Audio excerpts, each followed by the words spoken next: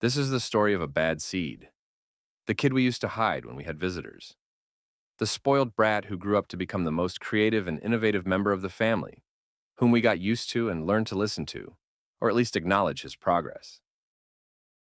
This is the story of black metal.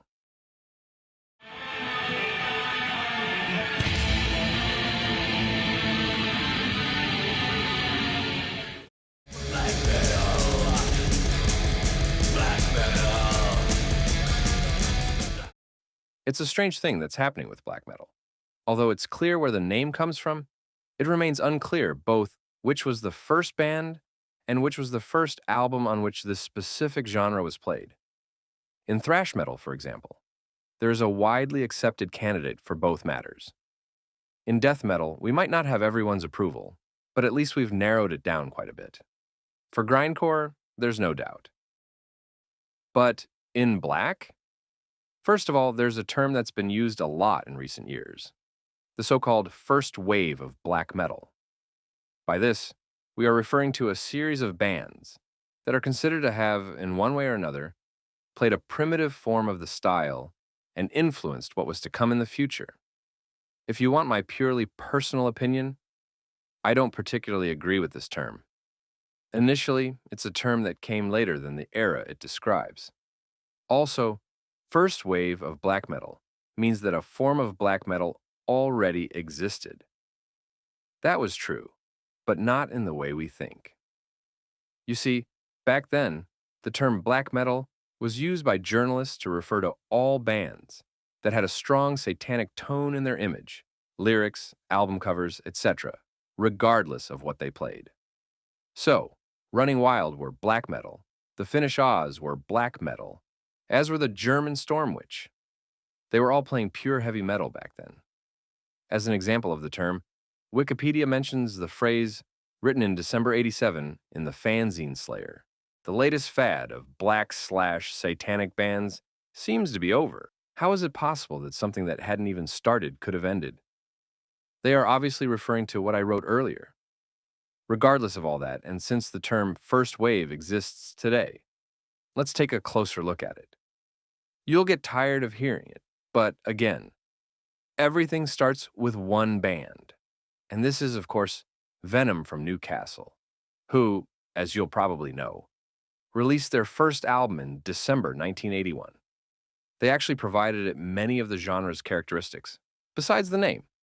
For example, the custom of musicians being given one-word, cool stage names, or the aesthetics of extreme Satanism on covers and lyrics, or the image. But okay, if someone sits down and listens to the first two Venom albums, purely musically, they won't find much black metal in them. The closest one, in my opinion, is this song right here. They lower me down into that hole in the ground. Now you're going to tell me, buddy. Are you saying that Venom has nothing to do with the genre musically? No, quite the opposite. Simply put, for me, Venom are a key influence on the genre, just with a degree of separation. So, they were the main influence on the key influences of black metal. Then there are the Danish band Merciful Fate. They have the distinction of being the band that invented corpse paint, with King Diamond's distinctive makeup. Also, their unique aesthetic truly made them one of the most extreme bands of the era in which they emerged, 1983. But, okay, again, if we look at it musically, it's even further away from the typical black metal sound compared to Venom. We're talking about a classic heavy metal band with progressive tendencies. If I had to give a clear precursor of the genre, in pure musical terms, I would have to talk about Hellhammer from Switzerland. They never released a proper album, sticking only to EPs, and I suspect their sound was more a product of poor production than a conscious choice, but it doesn't really matter. There is truly a musical connection here, not just a visual one. From there, we must mention a series of releases that are considered to be the backbone of this first wave. You put me out of wash till the wash is right.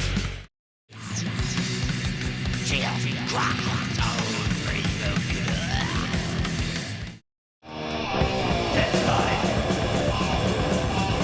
silence.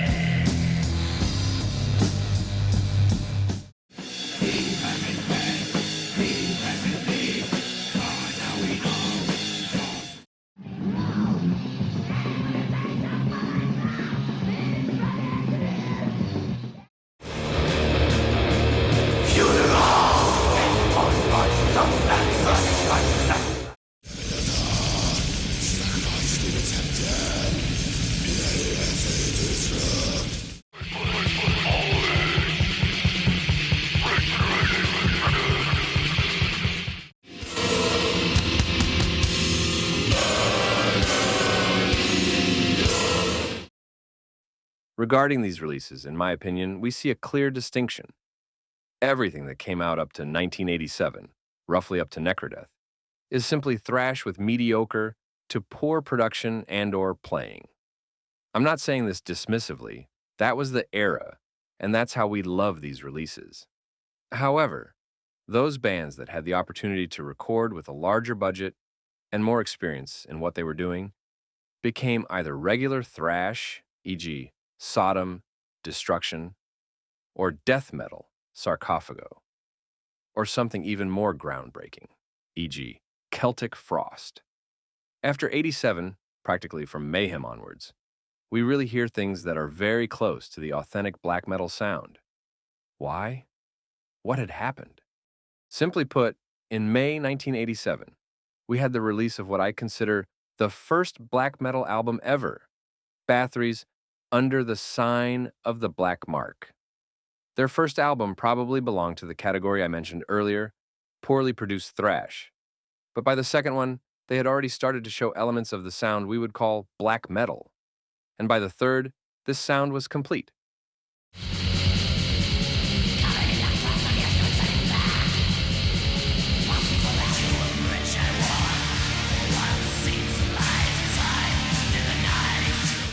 Now, Under the Sign had a worldwide distribution and was successful in the metal underground, so logically a lot of people were influenced by it, changing the sound of the next releases of the first wave.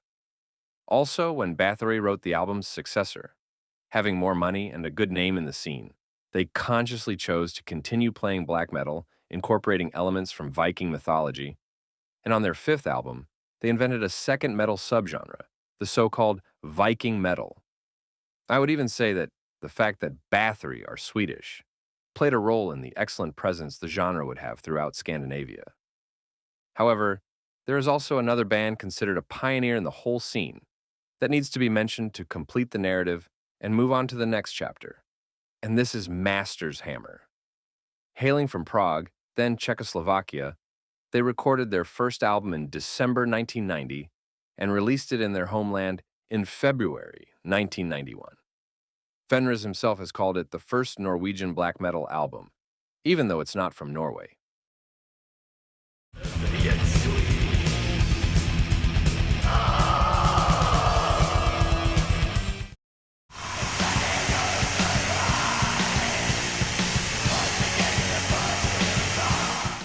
Something happened in the early 90s in Norway.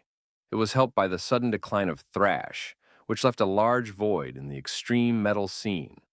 It was prepared by Bathory and all the bands I mentioned earlier. It got fuel from the highly conservative Norwegian society, with its deeply rooted Lutheran traditions. And its main proponent was a very determined guy, Øystein Arseth, also known as Euronymous. In early summer 1991, Arseth opened the Helvete record store in Oslo.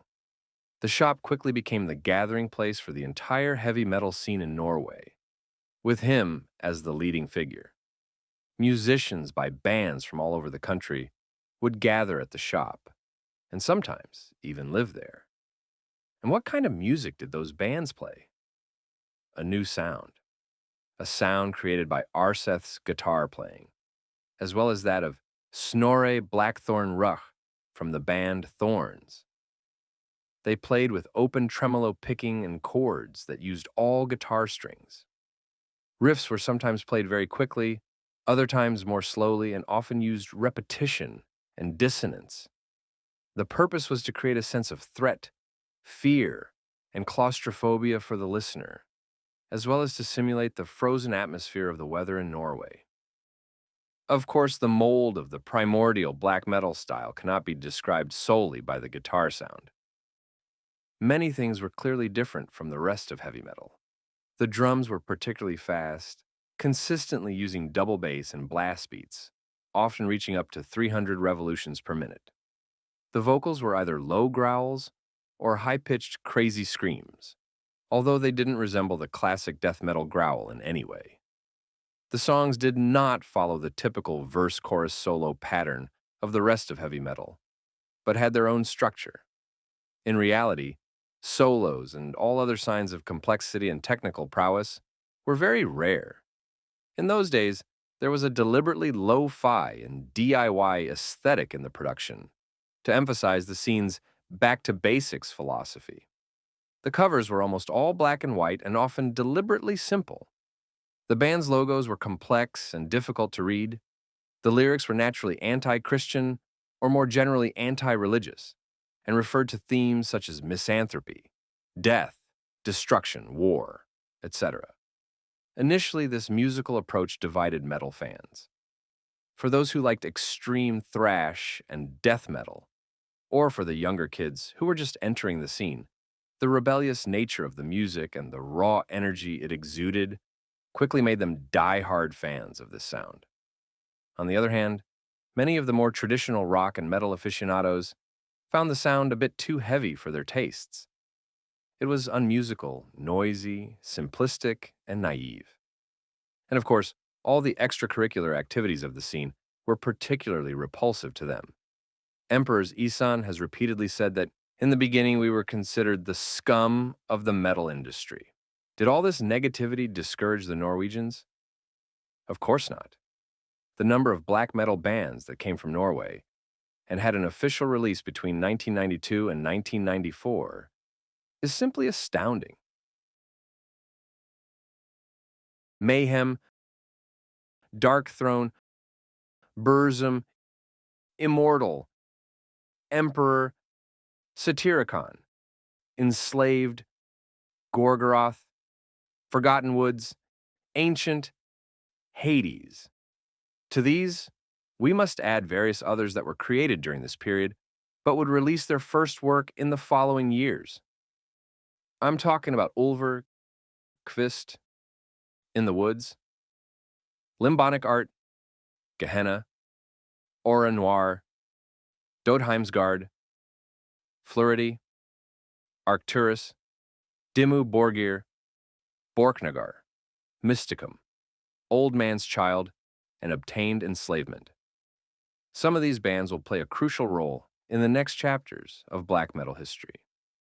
The fact that 25 very important musical artists, all representing a specific subgenre of rock music, emerged from a country of approximately 5.5 million people that had no particular rock tradition within about 2 years, is simply unique in music history. It had never happened before, and logically, it won't happen again. As is obvious, these bands produced a ton of classic, now absolutely legendary albums, which became the foundation of the black metal genre for years to come. Albums such as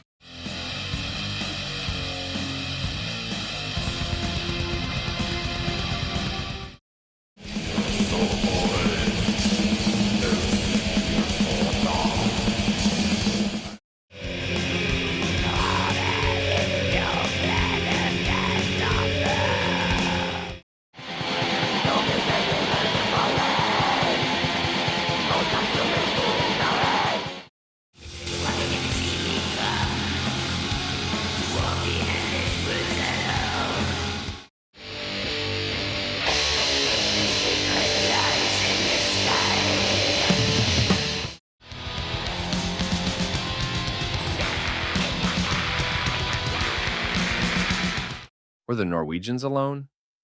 Not exactly. During the same period, a number of non-Norwegian bands appeared on the horizon, solidifying the presence of this new genre.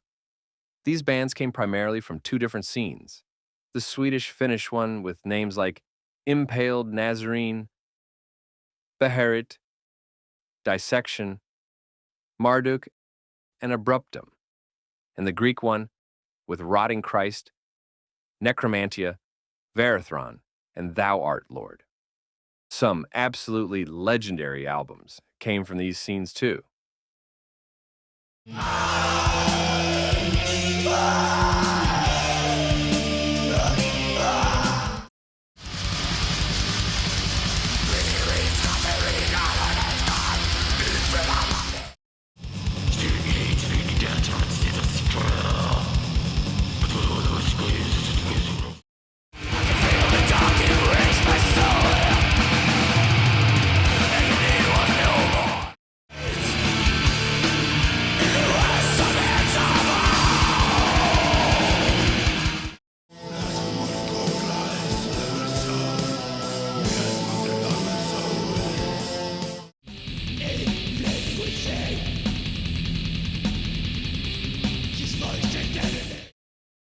In addition to those from the three main centers, we had a number of other black metal bands scattered around the world who released their first album within those 3 years. Mystifier from Brazil, Root from Czechoslovakia, Samael from Switzerland, Sabbath and Psy from Japan, Necromass and Mortuary Drape from Italy, Bethlehem from Germany,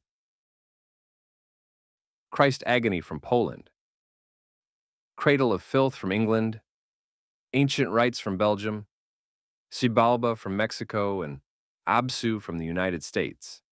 Despite negative reactions from a part of the rock community, and of course the absolute disdain of the mainstream music press, this new scene soon transcended the boundaries of the underground and attracted global interest, helped obviously by the non-musical activities that took place in Norway between 1992 and 1994.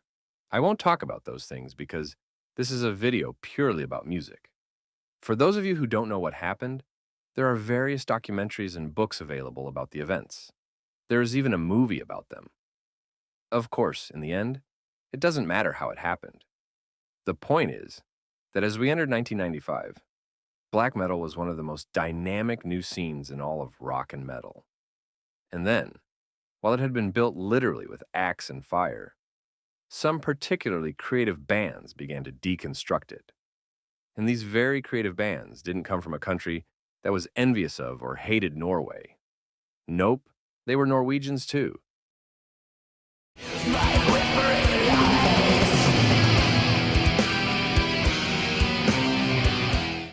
It's easy to see that some bands didn't adhere to the Norwegian aesthetic and the rules of the genre as much as others. Just look at these covers. If we're talking about the sound, Greek bands, for example, showed influences from classic heavy metal. Dissection used melody, something the Norwegians avoided like the plague, but also structures more commonly found in death metal. But even in Norway itself, Emperor used keyboards and orchestras, not just as introductions or interludes, but as an integral part of the natural evolution of each song.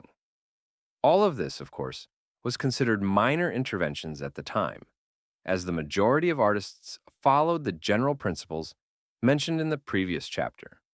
The thing is, no one could have prepared us for what would happen after 95. It's like someone took the black metal vase and threw it down, breaking it into dozens of pieces, and then used each piece to create something new. Bands from all over the world, although still mainly from Norway, while keeping a part of the sound relatively close to the original, began to infuse their sonic palette with many new and exciting things. I have no idea why this happened so quickly and on such a large scale. Did Norwegian bands consciously or unconsciously want to distance themselves from the core of the scene and the events that had happened around it? Did the musicians find the initial instructions for the sound particularly restrictive? for their abilities and ambitions? Or did the inherently rebellious attitude of the scene, as well as a lack of ambition for great commercial success, liberate their choices and allow them to experiment as much and however they wanted? Perhaps it was a combination of all three. I don't know. The thing is, in the end, when the dust settled, we had two new gathering points. The first focused on melody and atmosphere and crystallized into three subgenres: melodic black metal, which was presenting a cleaner production, a wider variety of sounds, influences from death metal and classic heavy metal, a stronger emphasis on melody. It started with Dissection's masterpiece, Storm of the Light's Bane, which was released in November 1995 and appeared on albums such as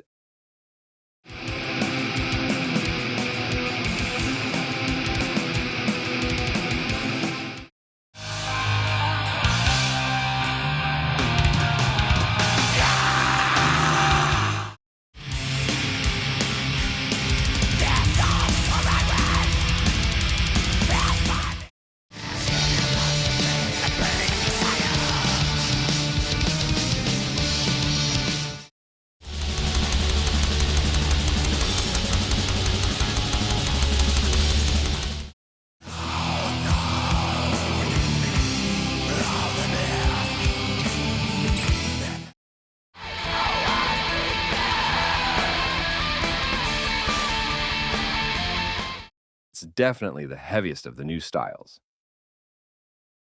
Symphonic black metal, which included a combination of the classic black metal sound with symphonic soundscapes initially created by keyboards and later by orchestras. It was introduced on Emperor's In the Nightside Eclipse, and we found it on albums like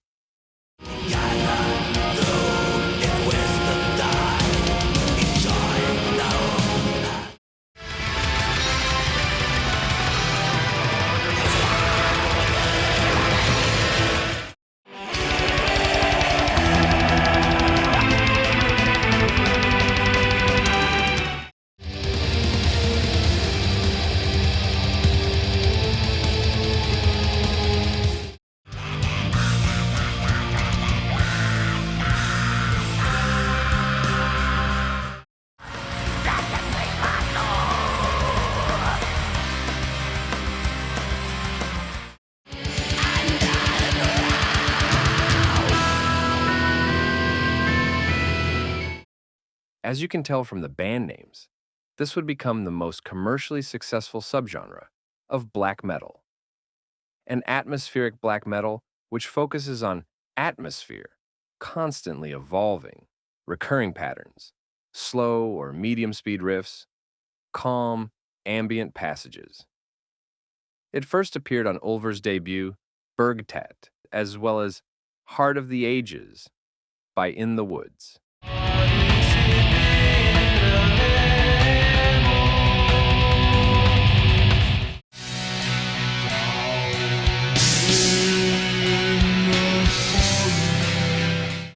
And was fully expressed on albums such as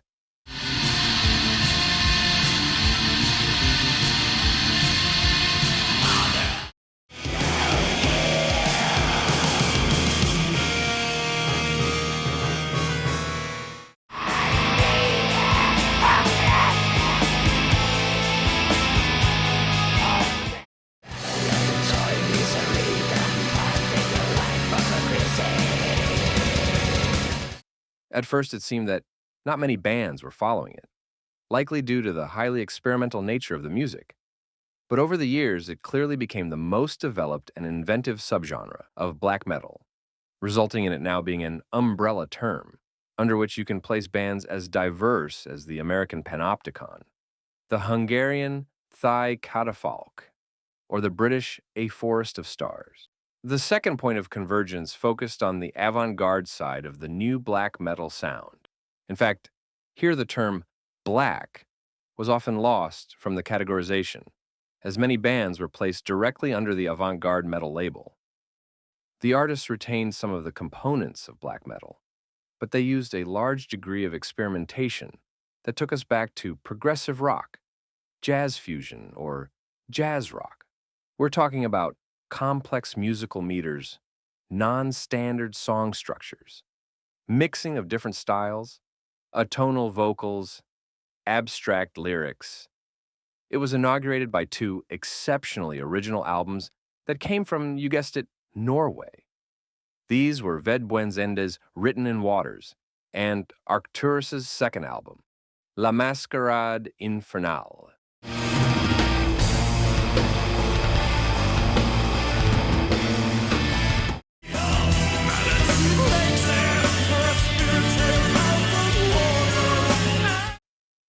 Fleuretti's Min Tid Skal Kom can be considered to have avant-garde elements, along with Solfald's debut, The Linear Scaffold.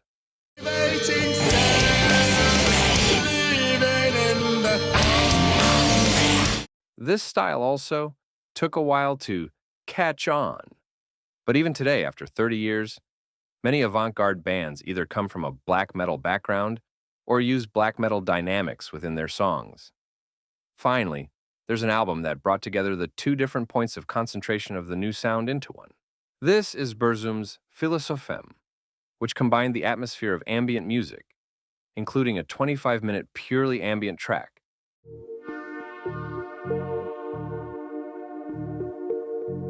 with the repetitiveness, atonality, and dissonance of post-rock.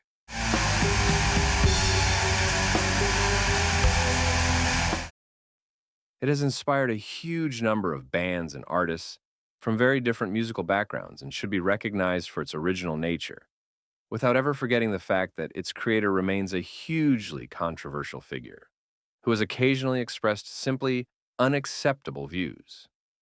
Now, regarding the, let's say, classic black metal, we had a large group of new names making their first appearance in the 3 years we are examining. I'm talking about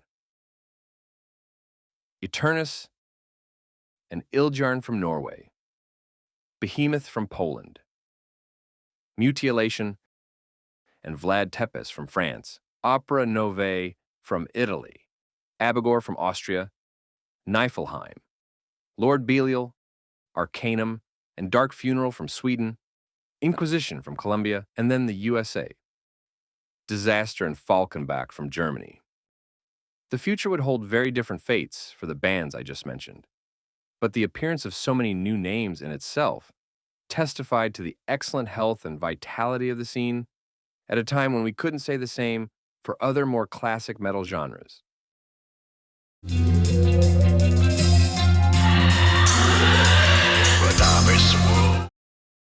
As we entered the new millennium, black metal was in excellent health. The dark days of fire and blood seemed very far away. New and interesting names were constantly emerging, and the dynamic and innovative nature of the music ensured that the sound continued to evolve like nothing else in metal. As proof, 3 new and significant subgenres appeared in just a few years. Depressive black metal, which was characterized by lethargic atmospheres, repetitive structures, and slow tempos, high-pitched piercing screams alternating with deep, suffocating vocals. Use of instruments without distortion, piano, acoustic guitars.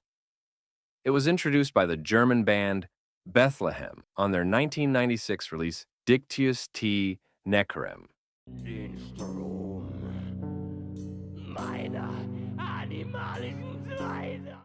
But it was fully developed in the early 2000s with albums like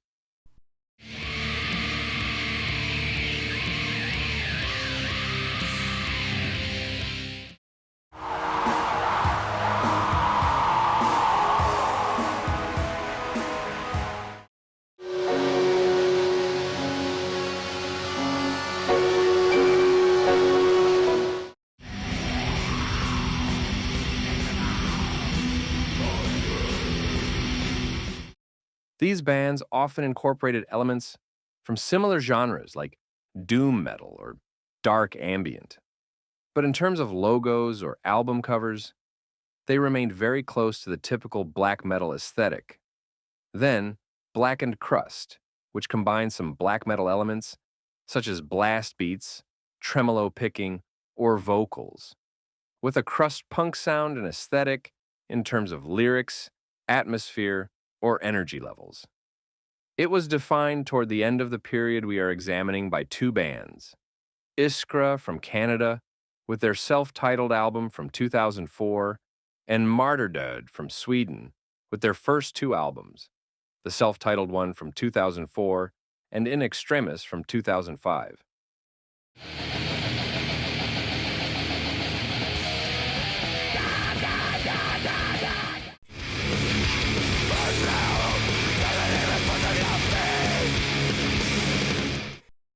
The crazy all-female Japanese band Gallhammer certainly played their part in the genre with the release of Gloomy Lights in 2004, although their sound wasn't as clearly defined.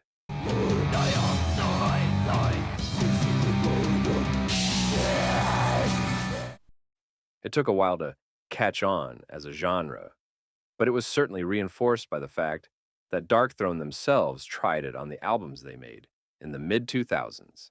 Sardonic Wrath, The Cult is Alive. Today, it is one of the most dynamic subgenres of black metal, with 49 releases in 2022 alone, and featuring one of the hottest new names in the black metal universe, Dödstritt from Sweden. And finally, pagan/Viking black metal, which adds to the classic black metal sound, acoustic guitars and passages with traditional instruments, clear vocals, folk melodies, pagan themes, and lyrics about Viking mythology. Epic and majestic atmosphere. It was inaugurated with some truly monumental albums such as Bloodfire Death and Hammerheart by Bathory, as well as Ulver's two purely black metal works, Bergtat and Natten's Madrigal. It was further developed with Borknagar's self-titled album from 1996, Enslaved's Frost and Eld, as well as Hades' The Dawn of the Dying Sun.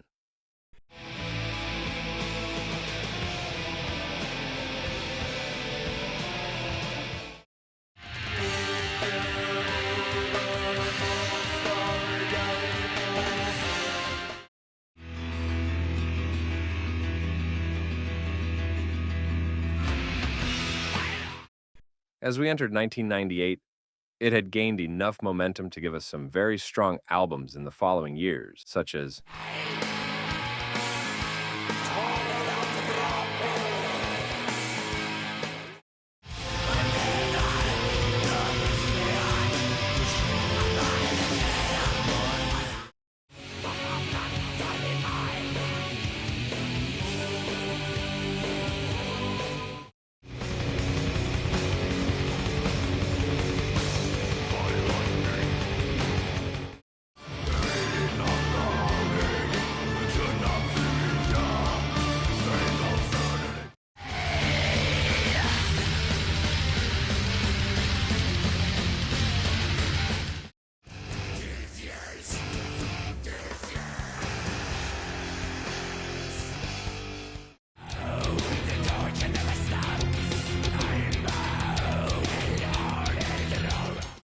In the end, of course, it became primarily associated with two names, giants of the extended black metal universe, the Finnish band Moon Sorrow, one of the most critically acclaimed bands in the country's history, with one of the most impressive, unbroken series of releases.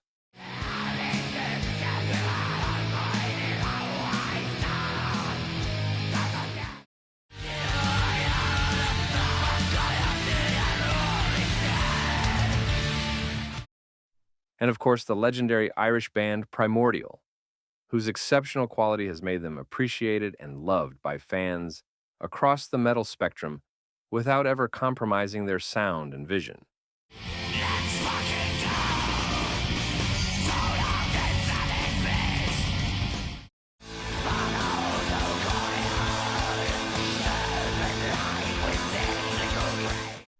Now, besides these new styles, another very interesting event happened during these years. Some quite well-known bands and musicians from Norway literally went crazy musically this time. And they made us feel surprised or even puzzled with each new release. Starting in 1998, Ulver began playing an eclectic mix of electronic music, experimental rock, and synth pop, and never returned to black metal. Enslaved gradually transformed into one of the most successful progressive metal bands of all time, little by little reducing the presence of black metal in their sound with each new release. Soulfall truly entered the avant-garde scene with their bizarre 1999 masterpiece, Neonism, which contained a wide variety of genres, as well as satirical lyrics that criticized the Western way of life.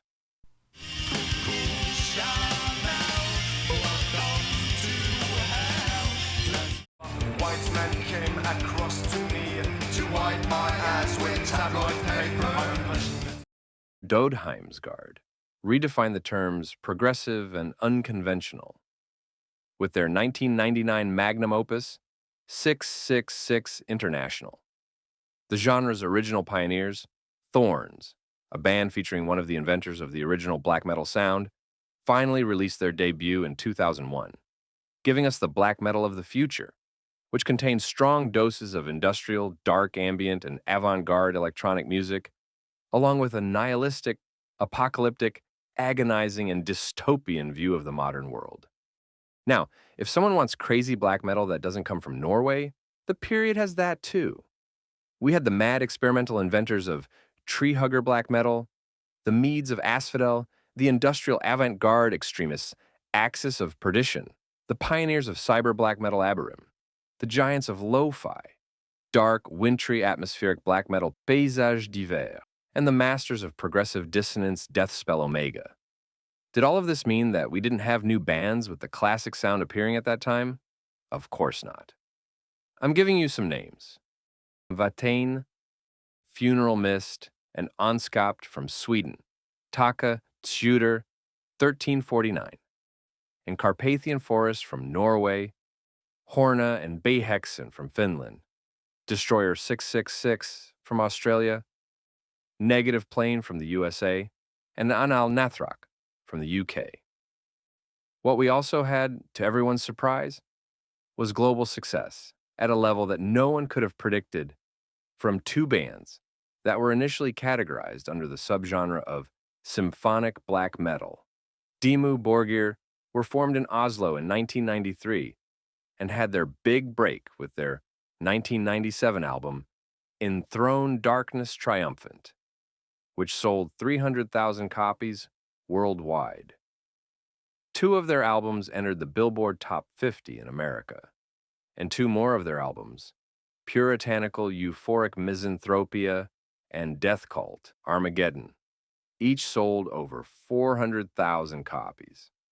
Cradle of Filth were founded in 1991 in Ipswich, England, and had their big break with their 1996 album, Dusk and Her Embrace. One of their albums entered the American Top 50, and 5 entered the British Top 50. Their 1998 album, Cruelty and the Beast, has sold over 600,000 copies, and their 2004 album, Nymphetamine, has sold over 750,000 copies worldwide. They are the only band from the black metal genre to have had a proper hit on one of the world's two largest single charts, as their song, Babylon AD, entered the UK Top 40 in 2003. For many years, there was debate about exactly how black metal these two were. Many purists believe that in order to achieve this massive success, the two bands watered down their sound and changed their approach so much that we can no longer call them black metal. Dimmu Borgir, for example, have always used symphonic elements, but the problem is that in their most successful albums, this part of their music completely overshadows the more savage black metal elements that were definitely present until 1997. Their impressive productions and captivating live shows are in stark contrast to the initially very basic approach of the Norwegian scene from which they originate. Of course, it's good to progress, but they probably overdid it.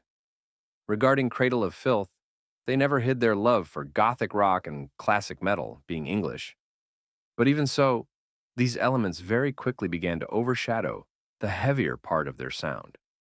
In fact, one could argue that since the turn of the millennium, the screams of singer Danny Filth were the only thing that kept them connected to their black metal past. By 2005, it seemed there was nothing else the black metal scene could throw at us to impress us.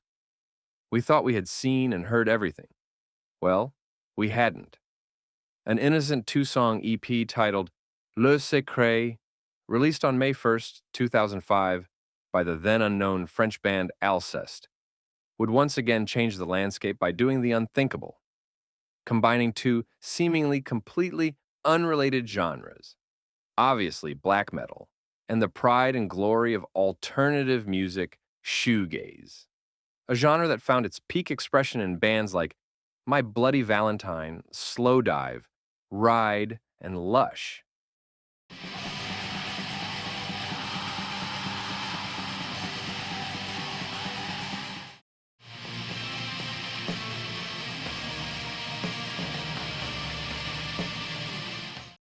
The amalgamation was named Black Gaze.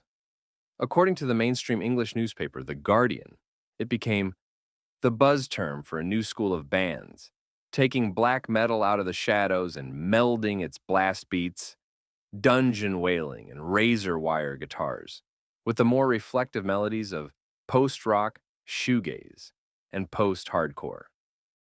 This subgenre has, in a way, come full circle, bringing something to black metal that it never had and never thought it would get: the appreciation of the mainstream music press. And, wait a minute, did you say something about hipsters?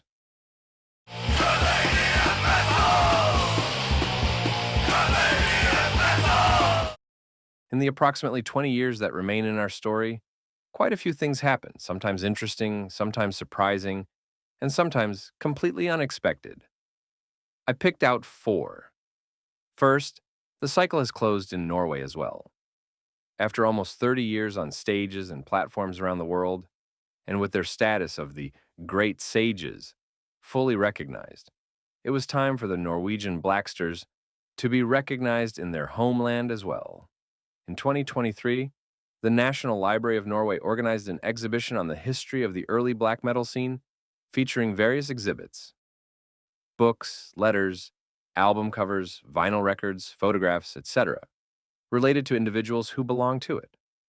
Also, the album cover of Darkthrone's A Blaze in the Northern Sky is now part of the library's permanent exhibition as an artifact that expresses Norwegian culture.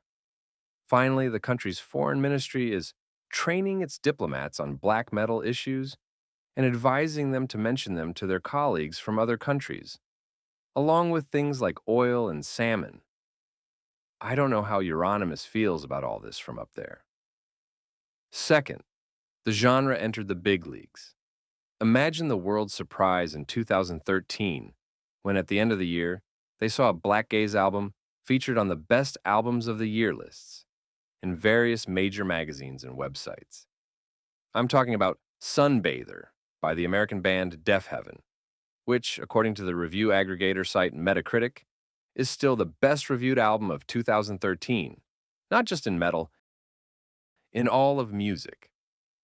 Immediately, an endless discussion began about exactly what this thing was and whether we could say it represented black metal or even metal in general. Terms were heard like hipster metal or watered-down post-black metal for people who don't like black metal, etc. It didn't help much that the album had a pink cover, the band had a distinctly hipster look, and the song titles and lyrics has nothing to do with what you normally found in black metal. From the general chaos, the terms hipster metal and post-black metal remained, which to this day make purist black metal fans turn their heads in disgust. Thirdly, new names kept popping up like mushrooms, and creativity was hitting on all cylinders. This was also helped by the fact that today, many bands are one-man projects which, with the modern way music is created and distributed, feel no limitations in what they do and literally try anything they want. By putting the new big names of the genre at the center, such as the Polish Megwa and Batushka, the German The Ruins of Beverist, the Icelanders Maistherming, the Finnish Archgoat, and many, many others, we observe that two sides have developed today. In one, we have the fully creative and groundbreaking. From the American Wayfarer, who combined Gothic country with black metal, to the Brazilian Cateira, who infused their sound with traditional Amazonian Indian music, to the Hungarians Die Katafalk, who combine electronic music with traditional Hungarian soundscapes and black metal, all the way to Hoplite, a Chinese musician living in Paris who plays dissonant black metal with jazz elements sung in ancient Greek. And in the other, we have those who have turned it 360 degrees and gone back to the beginning, meaning those who are reviving the primordial sound of the Norwegian scene in everything: the music, the image, the album covers. The leaders of this trend are the Franco-Canadian band Spectral Wound and the American band Lamp of Murmur, and new talents are constantly emerging around them. For example, the German Kecht Arak, a number of American one or two man bands like Woe Bather, Ebony Pendant, Vampirska, Maleficent, Fellwinter, or the Dutch Helleruin.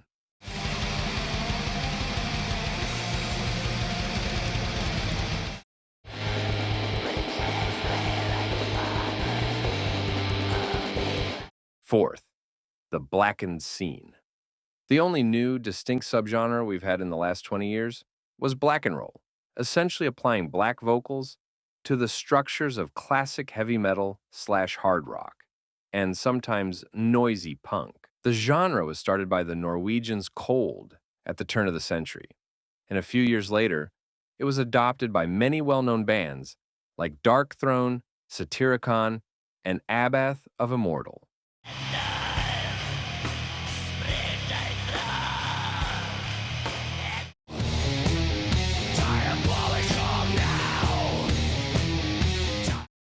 Around 2010, it achieved unexpected success with the also Norwegian band Kvelertak, who went on to support Metallica. Within the next decade, something remarkable happened. Black and roll transformed into the blackened scene, one of the more dynamic modern metal scenes.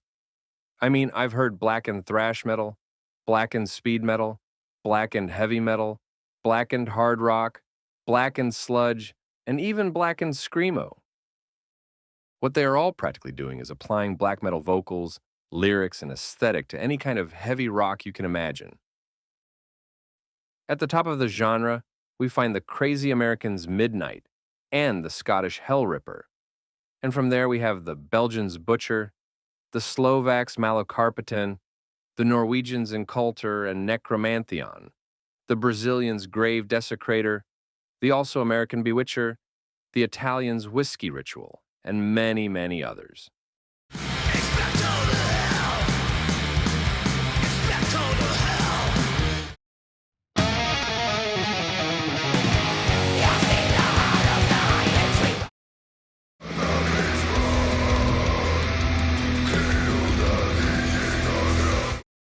I can't close without mentioning something about my country, Greece.